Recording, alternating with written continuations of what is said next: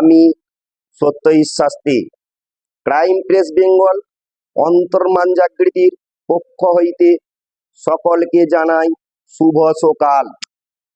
আজ 20 জুলাই সোমবার। এই সপ্তাহের রাশিফল আপনাদের বলছি। মেষ রাশির ক্ষেত্রে আর্থিক দিক থেকে এই সপ্তাহটা যথেষ্ট শুভ বলা যায়।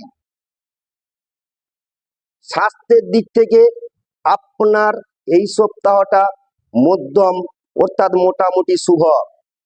আর প্রেম প্রণয়ের দিক থেকে আপনি একটু ভেবে চিনতে চলবেন।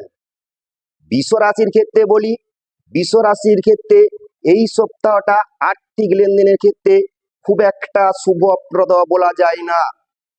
স্বাস্থ্যের জায়গা মধ্যম বলা যায়, আর প্রেম প্রণয়ের দিক থেকে মোটামুটি শুভ।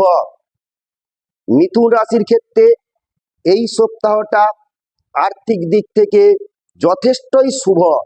আপনি যে কোনো জায়গায় বিনিয়োগ করতে পারেন, আপনার আকস্মিক পয়সা আসার সম্ভাবনা আছে। স্বাস্থ্যের জায়গা আপনার মোটামুটি ভালো, আর প্রেম প্রণয়ের দিক থেকে যথেষ্ট শুভ। কর্কট রাশির ক্ষেত্রে বলি, কর্কট রাশির ক্ষেত্রে এই সপ্তাহটা মোটামুটি শুভ বলা যায়। খুব একটা ভালো নয়, খুব একটা খারাপ নয়। তাই আর্থিক দিক থেকে একটু চিন্তা ভাবনা করে বিনিয়োগ করা উচিত।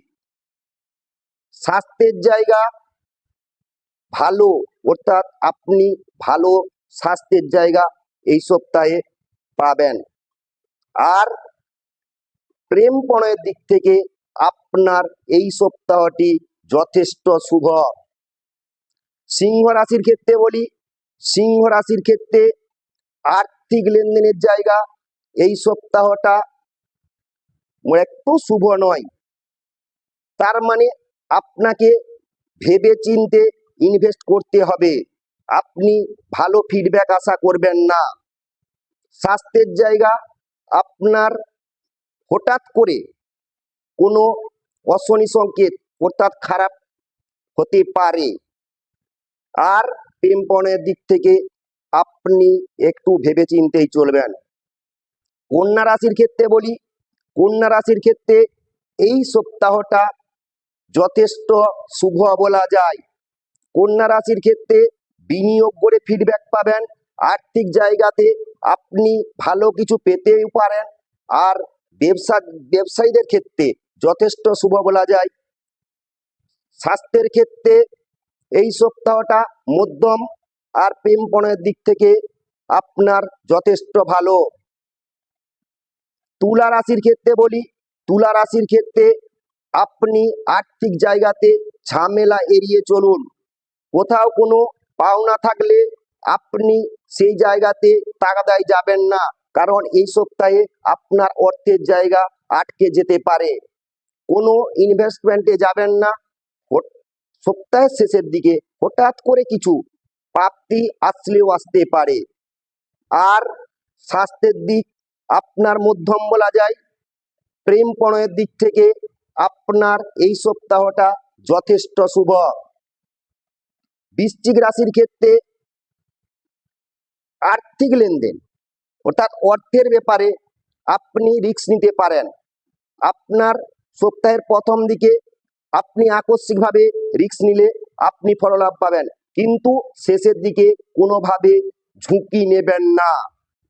স্বাস্থ্যের জায়গা আপনার মোটামুটি মধ্যম বলা যায়।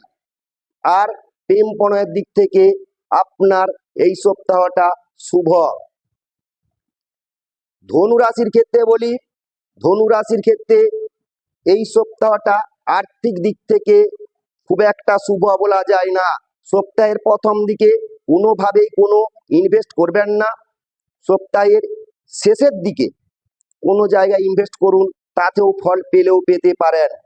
স্বাস্থ্যের জায়গা আপনার মধ্যম বলা যায়, আর প্রেম প্রণয়ের দিক থেকে আপনি শুভ ফললাভ পাবেন। মকর রাশির ক্ষেত্রে বলি, মকর রাশির এই সপ্তাহটা কোনোভাবেই শুভ নয়। আপনি বাড়তি ঝুঁকি নেবেন না। অর্থাৎ আর্থিক জায়গাতে কোনো ঝুঁকিপূর্ণ বিনিয়োগ আপনার চলবে না।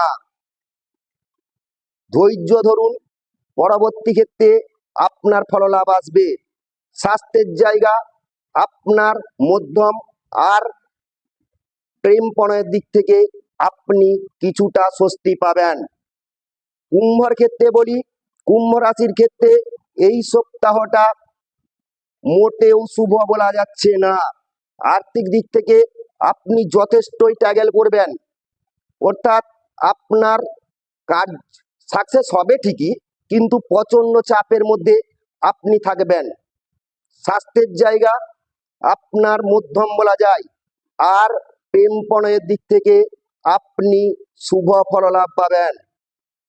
মিনের ক্ষেত্রে বলি, মিনের ক্ষেত্রে এই সপ্তাহটা যথেষ্ট শুভ বলা যায়। আর্থিক বিনিয়োগে অর্থ আসতে পারে।